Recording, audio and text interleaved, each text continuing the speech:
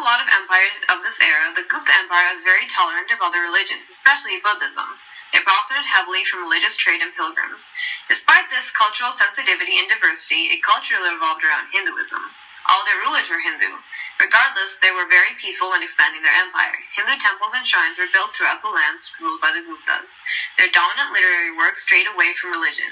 Nearing the fall of the empire, however, Buddhists were discriminated against and fled. In other words, Hinduism prevailed and Buddhism declined. The religious aspects of the Mauryan Empire were very diverse. First off, Jainism led to reform throughout the society, while Hinduism brought political and social peace. The caste system that was embedded in Hinduism was frowned upon by King Ashoka. Buddhism grew, and there were Buddhist schools, universities, and stupas. Buddhist architecture was prevalent. The last ruler, Brihadaratha, was Buddhist. He converted after the Battle of Kalinga, which made many convert to Buddhism and become pacifistic. Ashoka Maurya gave up his throne and became a monk in the name of Jainism. Chandragupta Maurya was also Jainist, and he was the first emperor of India to be converted to Jainism. This was frowned on by Hindu priests. The first national park was created as a product of the rise of Jainism. Vegetarianism and animal hospitals were also products of the rise of Jainism during this era.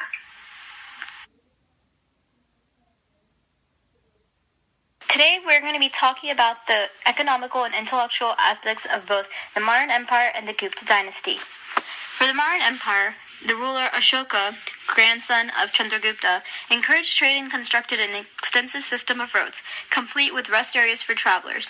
Along these roads, which connected with the Silk Roads, Ashoka spread the ideas of Buddhism.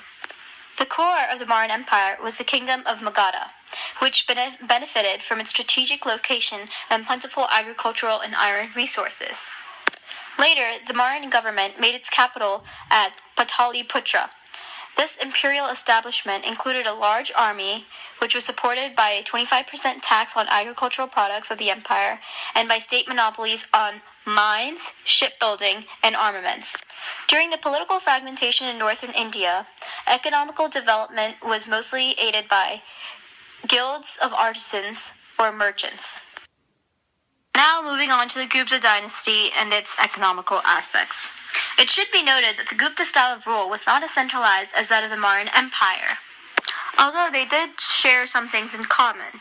The Gupta Empire began with the kingdom of Magadha, and just like the Mauryan Empire, the Guptas controlled iron deposits, established state monopolies, and collected a 25% agricultural tax, although it was never as strong as the Mauryan Empire.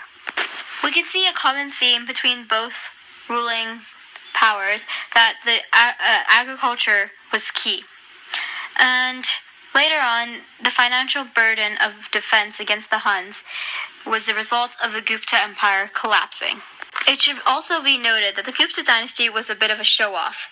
They practiced or exercised power as a theater state, redistributing profits and luxury goods from trade and dazzling its dependents with elaborate ceremonies in return for gifts and other favors. So now moving on to the intellectual aspects of both the Mauryan Empire and the Gupta dynasty. Okay, when we last left off, the Mauryan Empire was under political fragmentation. During this, cultural development flourished, including the writing of the Ramayana and the Mahabharata. The latter includes the famous Bhagavad Gita, which addresses the contradiction between duty to society and duty to one's soul. The Bhagavad Gita suggests that this contradiction can be resolved when one is aware that any form of disciplined action taken without regard for personal benefit is a service to the gods. The period also saw developments in herbal